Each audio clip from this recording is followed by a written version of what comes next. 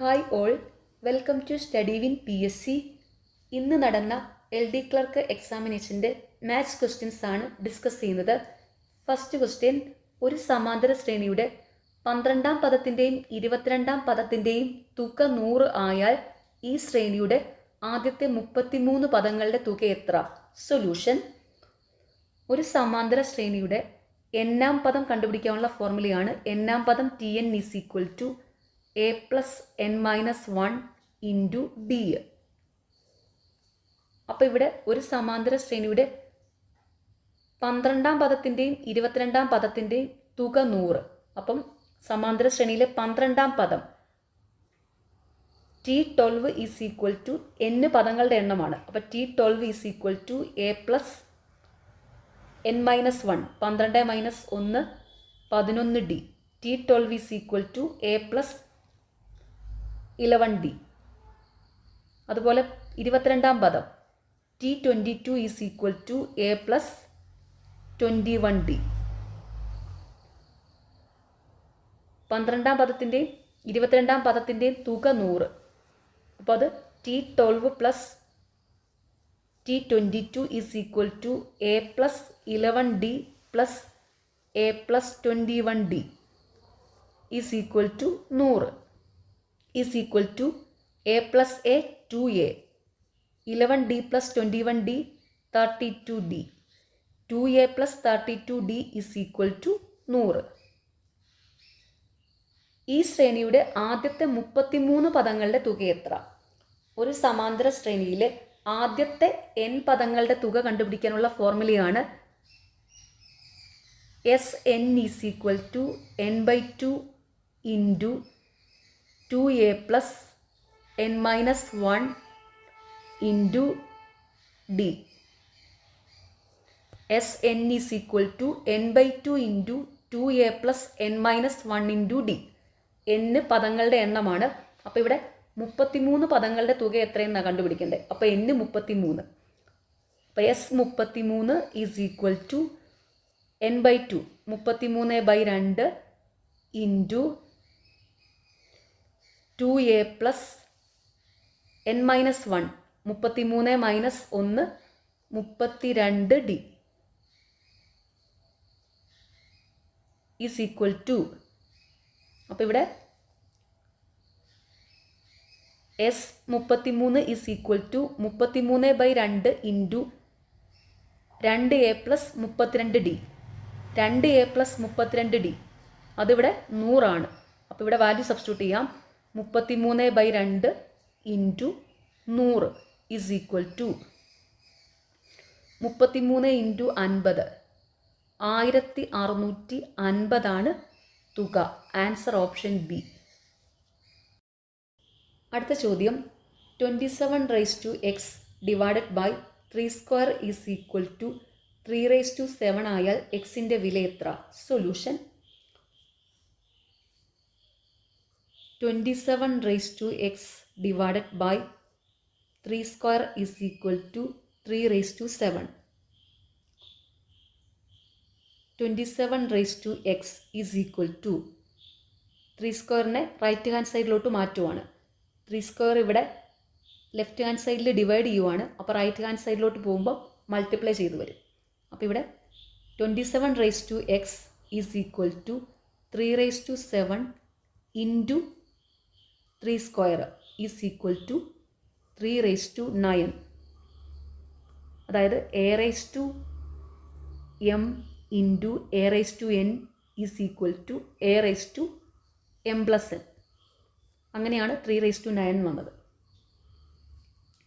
അപ്പോൾ ഇവിടെ 27x = 3/9. Base equal ആണെങ്കിൽ പവർ തമ്മിൽ ഇക്വേറ്റ് ചെയ്യാൻ പറ്റും. അപ്പോൾ ബേസിനെ ഈക്വൽ ആക്കാം. അതായത് a⁻m = a⁻n ആണെങ്കിൽ m = n ആയിരിക്കും. അതായത് ബേസ് സെയിം ആണെങ്കിൽ പവർ തമ്മിൽ ഇക്വേറ്റ് ചെയ്യാം. അപ്പോൾ ഇവിടെ 27നെ 3യുടെ ടൈമിലോട്ട് മാറ്റാം. 27 എന്ന് വെച്ചാൽ 3³ ആണ്. അപ്പോൾ 3³ raise to X is equal to 3 raise to 9. അപ്പം 3 cube whole raise to X, അതായത് 3 raise to 3x. 3 raise to 3x വന്നത് A raise to M whole raise to N is equal to A raise to M into N ആണ്. അങ്ങനെയാണ് 3 raise to 3x വന്നത്. അപ്പോൾ 3 raise to 3x is equal to 3 raise to 9. അപ്പോൾ ഇവിടെ base ഈക്വലായി, ഇനി power equate ചെയ്താൽ മതി. അതായത് 3x is equal to 9. Therefore x is equal to 9/3 is equal to 3. x 3 ആണ്. Answer option A. അടുത്ത ചോദ്യം, 6000 രൂപ 10% പലിശയ്ക്ക് 3 വർഷത്തേക്ക് നിക്ഷേപിച്ചാൽ കിട്ടുന്ന കൂട്ടുപലിശയുടെയും സാധാരണ പലിശയുടെയും വ്യത്യാസം എത്ര? സൊല്യൂഷൻ: കൂട്ടുപലിശയുടെയും സാധാരണ പലിശയുടെയും 3 വർഷത്തെ വ്യത്യാസം കണ്ടുപിടിക്കാനുള്ള ഫോർമുലയാണ് difference d is equal to PR² into 300 plus R divided by 100 cube. ഇത് കൂട്ടുപലിശയുടെയും സാധാരണ പലിശയുടെയും 3 വർഷത്തെ വ്യത്യാസം കണ്ടുപിടിക്കാനുള്ള ഫോർമുലയാണ്. ഇവിടെ പി പ്രിൻസിപ്പൽ എമൗണ്ട്, അതായത് ഡെപ്പോസിറ്റ് ചെയ്ത എമൗണ്ട്, R റേറ്റ് പലിശ നിരക്ക്. അപ്പോൾ ഇവിടെ p is equal to principal amount 6000 രൂപ, റേറ്റ് 6, നിരക്ക് 10%. വാല്യൂ സബ്സ്റ്റിറ്റ്യൂട്ട് ചെയ്യുക. Difference d is equal to 6000 into 10² into 300 plus 10 divided by 100 cube. ഇത് is equal to 6000 into 10² 100 into 300 plus 10 310 divided by 100 cube. അതിനെ 100 into 100 into 100 എന്ന് എഴുതുവാണ്. 100 100 വെട്ടിപ്പോയി. ഈ 2 പൂജ്യം ഈ 2 പൂജ്യം വെട്ടി, ഈ 0 ഈ 0 വെട്ടി, ഈ 0 ഈ 0 വെട്ടി. അപ്പോൾ ഇവിടെ 6 ഇൻറ്റു 31, 6 ഇൻറ്റു 31 186. വ്യത്യാസം 186 രൂപയാണ്. Answer option D. അടുത്ത ചോദ്യം, 15 നോട്ട് ബുക്കുകൾ 330 രൂപയ്ക്ക് വാങ്ങിയാൽ 418 രൂപയ്ക്ക് എത്ര നോട്ട് ബുക്കുകൾ വാങ്ങാം? സൊല്യൂഷൻ: 15 നോട്ട് ബുക്കുകളുടെ വില 330 രൂപ. അങ്ങനെയാണെങ്കിൽ ഒരു നോട്ട് ബുക്കിൻ്റെ വില is equal to 330/15 is equal to 15 2 30, 15 2 30, 22 രൂപയാണ്. ഒരു നോട്ട് ബുക്കിൻ്റെ വില 22 രൂപയാണ്. അങ്ങനെയാണെങ്കിൽ 418 രൂപയ്ക്ക് എത്ര നോട്ട് ബുക്കുകൾ വാങ്ങാം?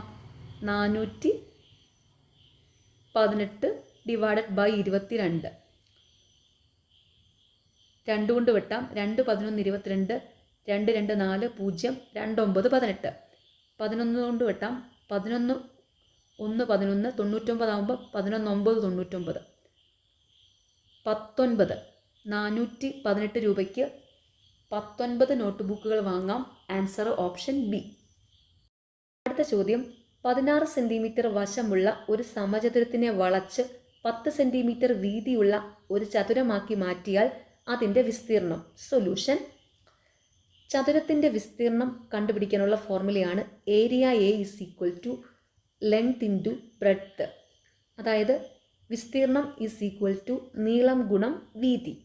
ഇവിടെ വീതി തന്നിട്ടുണ്ട്, ബ്രെഡ്ത്ത് 10 സെൻറ്റിമീറ്റർ, നീളം കണ്ടുപിടിക്കണം, ലെങ്ത് കണ്ടുപിടിക്കണം.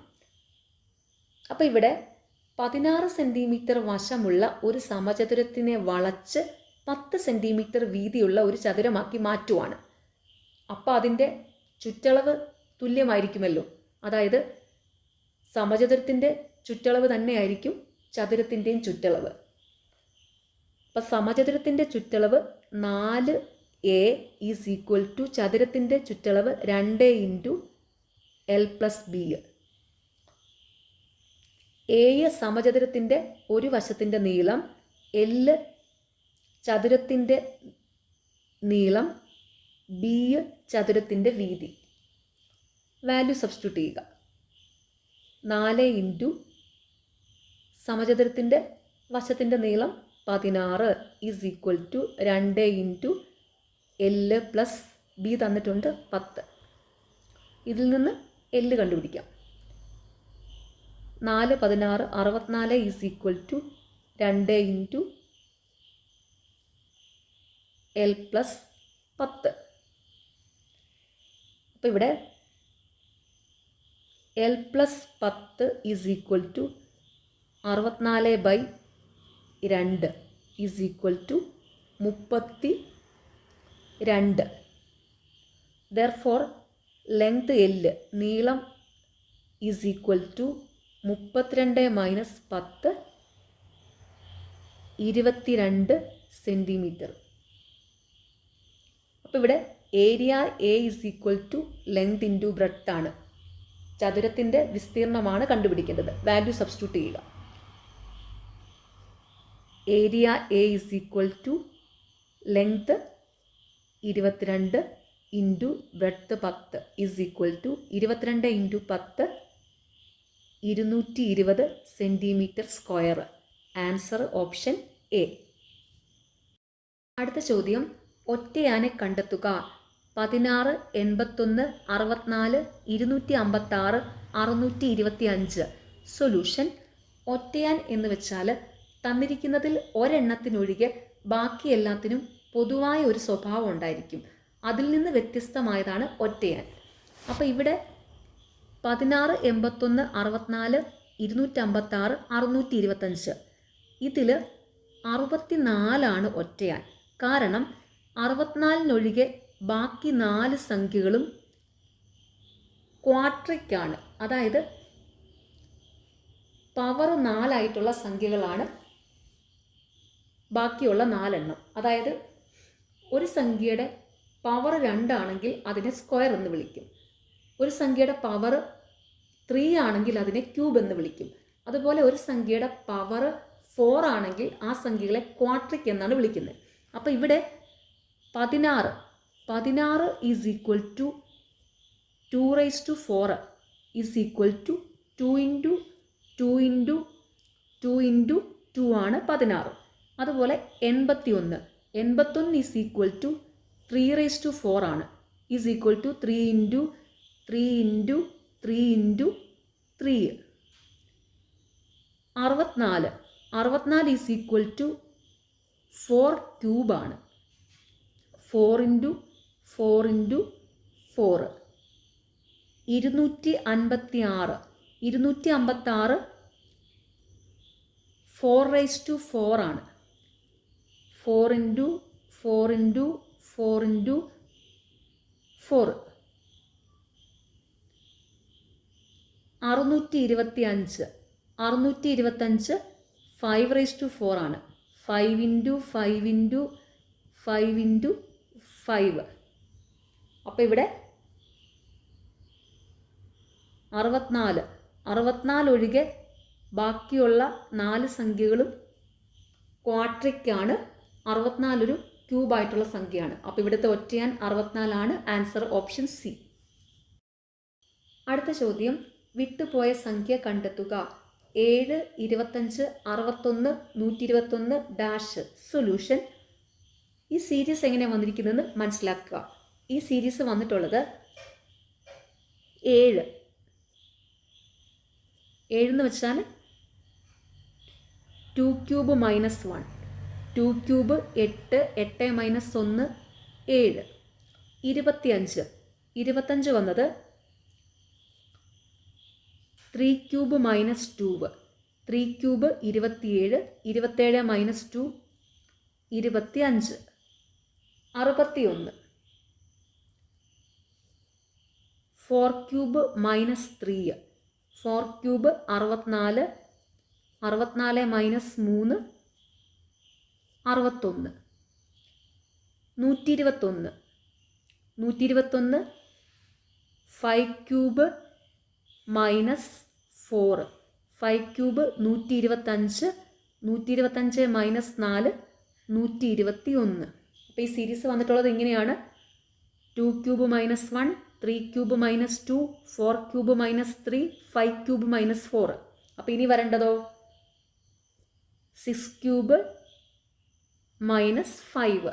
6 cube 216. 216 minus 5 211. Answer option D. ഒരു കോമ്പറ്റീറ്റീവ് എക്സാമിന് 1 മുതൽ 30 വരെയുള്ള സംഖ്യകളുടെ സ്ക്വയറും 1 മുതൽ 15 വരെയുള്ള സംഖ്യകളുടെ ക്യൂബും ബൈ ഹാർട്ട് ചെയ്ത് വെക്കണം. അങ്ങനെയാണെങ്കിൽ ഈ ക്വസ്റ്റ്യൻസ് ഒക്കെ കാണുമ്പോൾ പെട്ടെന്ന് മനസ്സിലാക്കുകയും ചെയ്യും, പെട്ടെന്ന് ചെയ്യാനും പറ്റും. ഓക്കെ, അടുത്ത ചോദ്യം: വില കാണുക.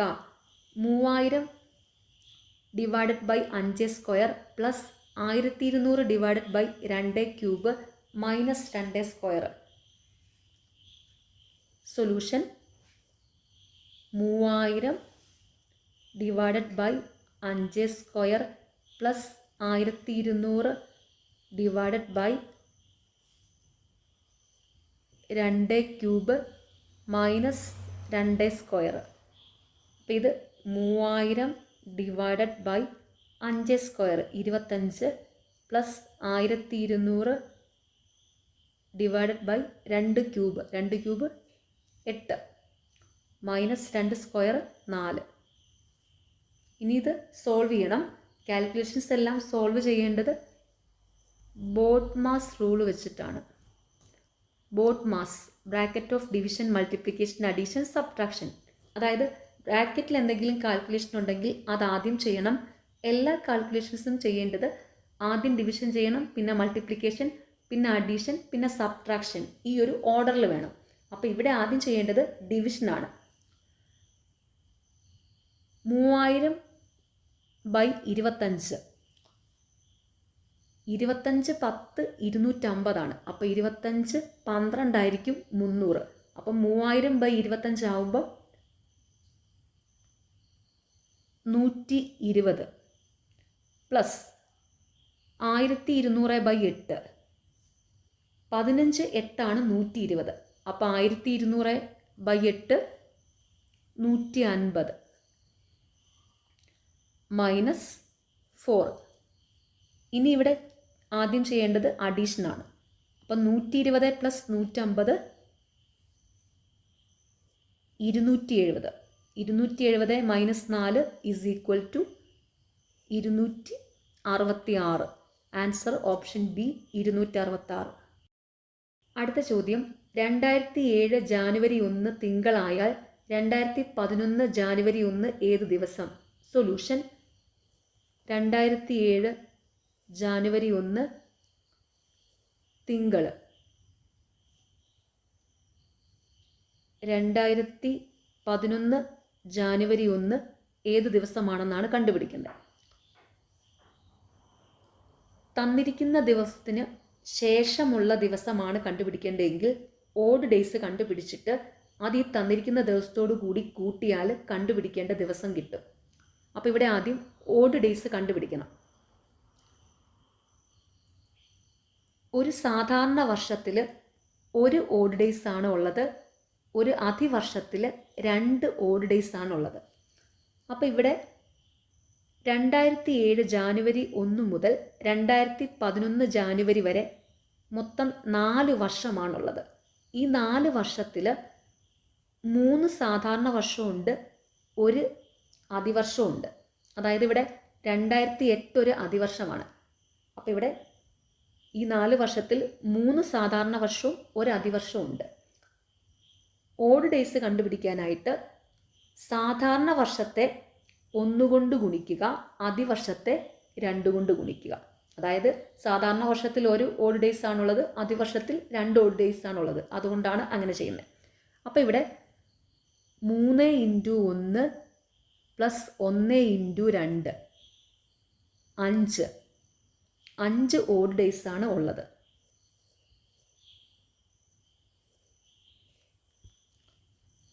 അപ്പോൾ ഇവിടെ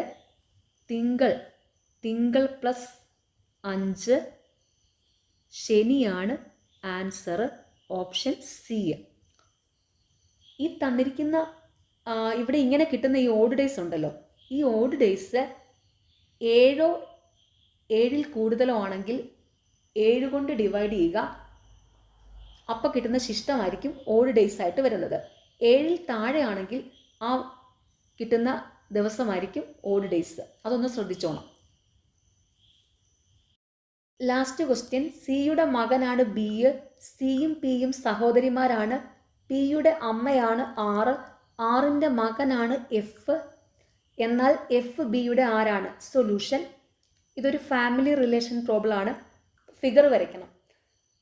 ഫാമിലി റിലേഷൻ പ്രോബ്ലത്തിൽ മെയിൽ പേഴ്സണെ റെപ്രസെൻ്റ് ചെയ്യാൻ പ്ലസ് സൈൻ യൂസ് ചെയ്യും, ഫീമെയിൽ പേഴ്സണെ റെപ്രസെൻ്റ് ചെയ്യാനായിട്ട് മൈനസ് സൈൻ യൂസ് ചെയ്യും.